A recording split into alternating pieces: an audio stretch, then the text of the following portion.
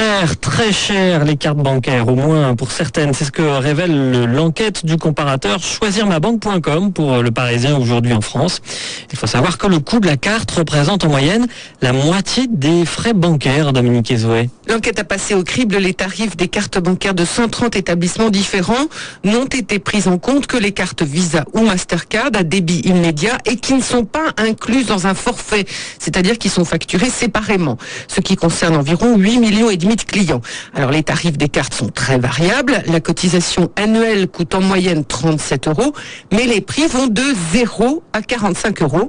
Sur les 130 banques testées, une quarantaine ont augmenté leurs tarifs de plus de 6%, c'est-à-dire plus que l'inflation entre 2009 et 2012.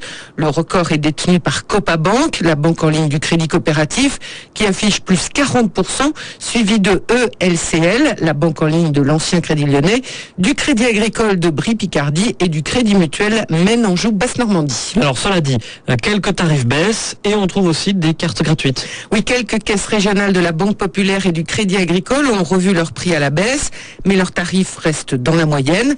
En revanche, on peut trouver des cartes gratuites chez les banques en ligne, celles qui n'ont pas de guichet, qu'on appelle les pure players.